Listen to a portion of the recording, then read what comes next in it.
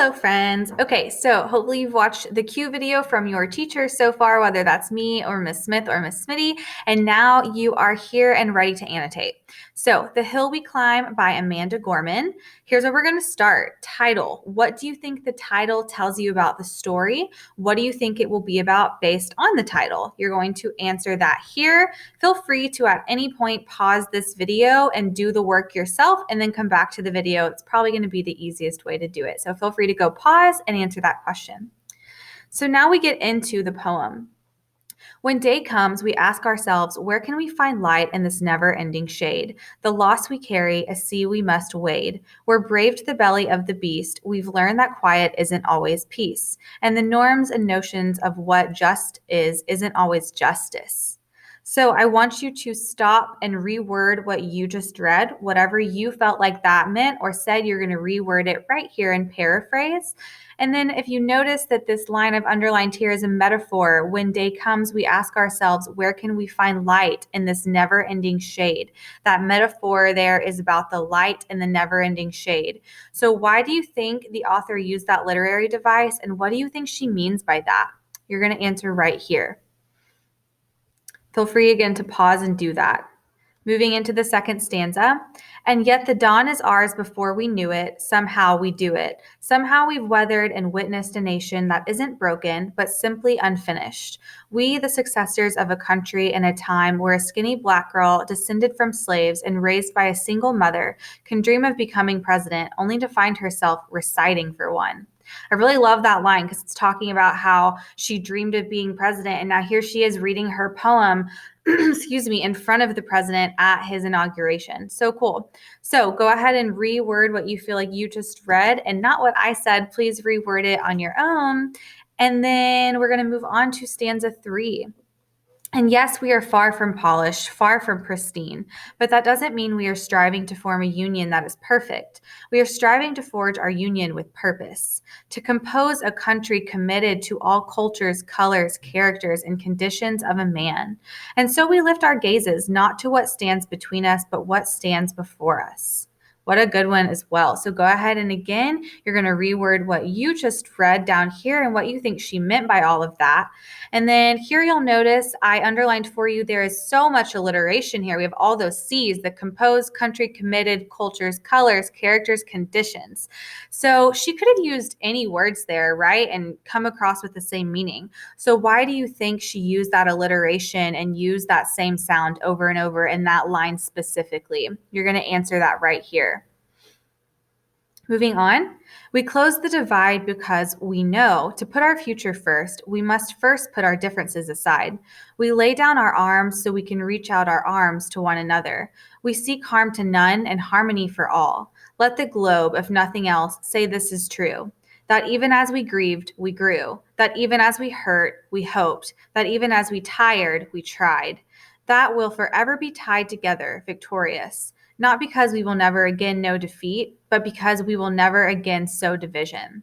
So there's so much wordplay in this stanza, you guys. It's so cool to me how she talks about we're going to lay down our arms, maybe being a metaphor, maybe meaning like arms as in guns, so we can reach out our arms, like our physical arms to one another. Again, kind of like a metaphorical, I'm reaching out to you.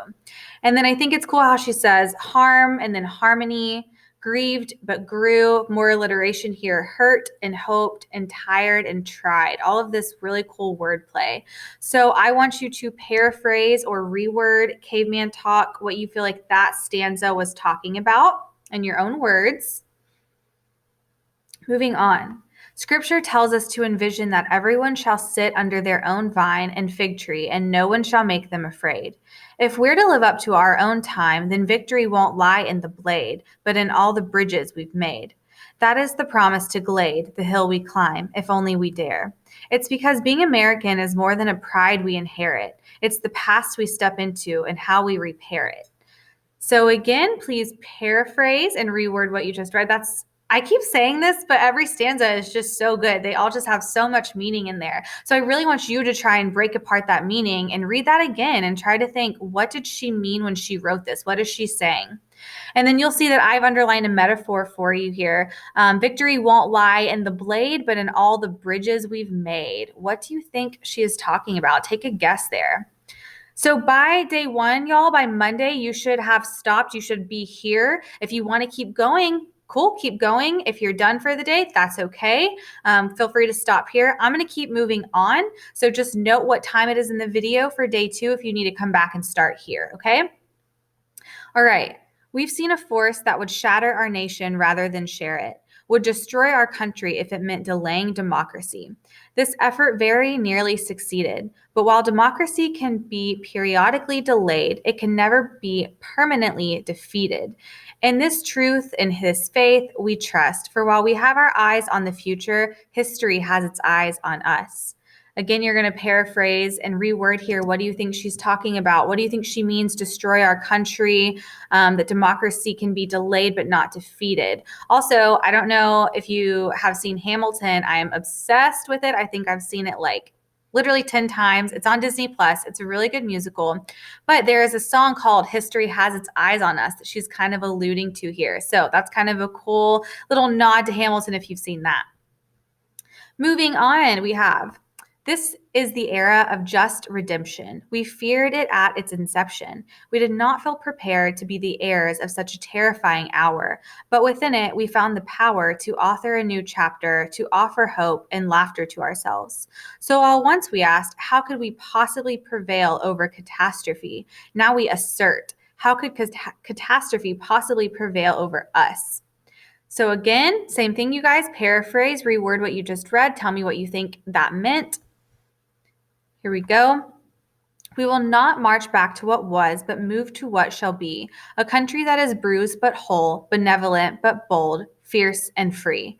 We will not be turned around or interrupted by intimidation, because we know our inaction and inertia will be the inheritance of the next generation. Our blunders become their burdens, but one thing is certain. If we merge mercy with might and might with right, then love becomes our legacy and change, our children's birthright. A lot of rhyming in this stanza.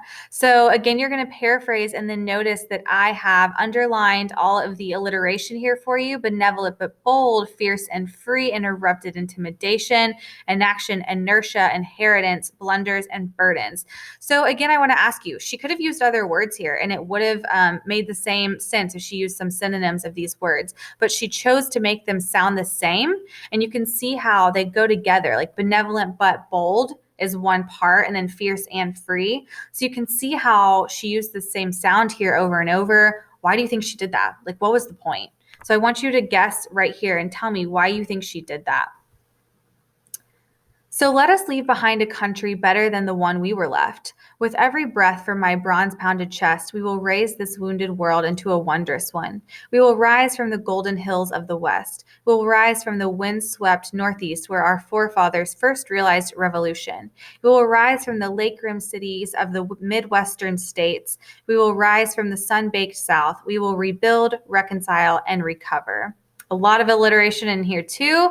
Also, I think it's really cool how she talks about the United States. She talks about the golden hills of the West, the Northeast, the lake rim cities, the South. She talks about each place. So like I said, there is a bunch of alliteration in here. There are some metaphors in here. You are going to find one of those literary devices. You're going to identify it for me. You can feel free to underline it, highlight it, whatever you want to do. And then you're going to tell me right here what you think she meant and why she used it. And again, paraphrase, please. All right, last stanza. In every known nook of our nation, in every corner called our country, our people, diverse and beautiful, will emerge, battered and beautiful. When day comes, we step out of the shade, aflame and unafraid. The new dawn blooms as we free it, for there is always light, if only we're brave enough to see it, if only we're brave enough to be it. So that is the whole poem, y'all. So again, please paraphrase here for me. And then also I want you to go back in and find a literary device. There are tons of them to choose for in this stanza. So find a device here. Again, please highlight or underline it. And then tell me down here, why do you think it was used?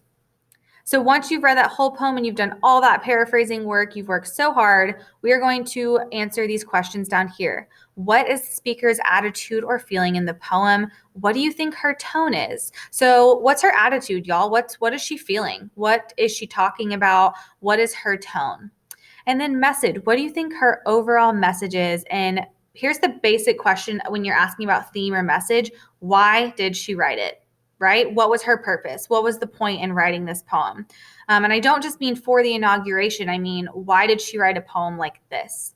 So that is all of Annotations. I know that was a lot, but I really hope that helped you walk through them. Once you're done here, then you are good for Monday and Tuesday, and we'll talk to you tomorrow, guys.